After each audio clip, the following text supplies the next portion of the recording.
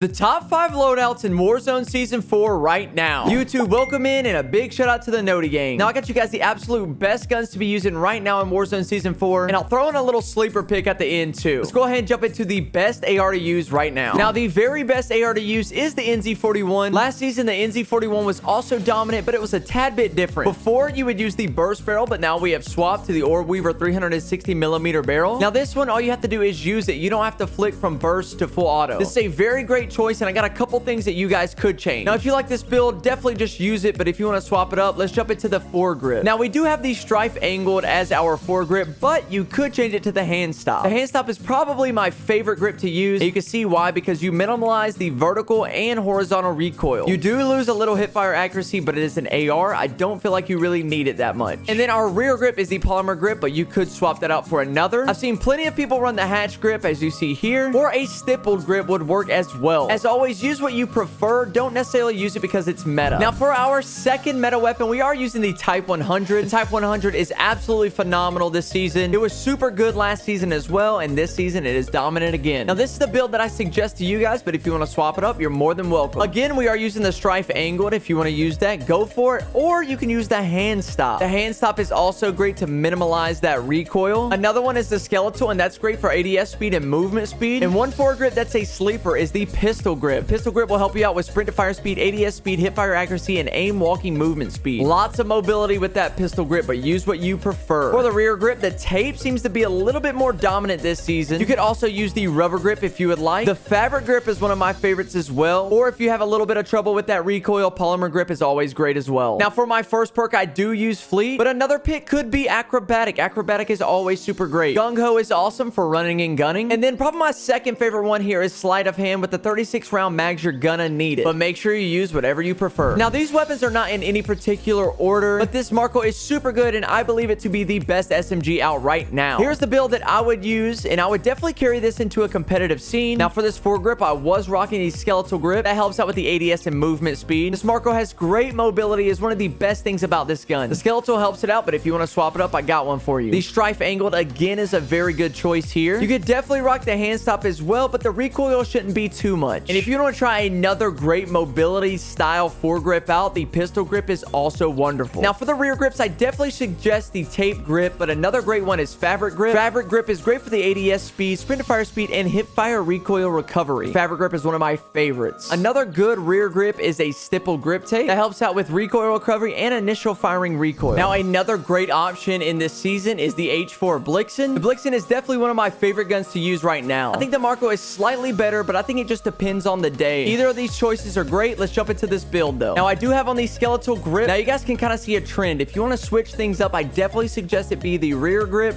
foregrip, and the perks. I do have on the skeletal here, and that's going to help with the ADS speed and movement speed, right? The strife angled, again, is a great choice. The pistol grip is a great choice.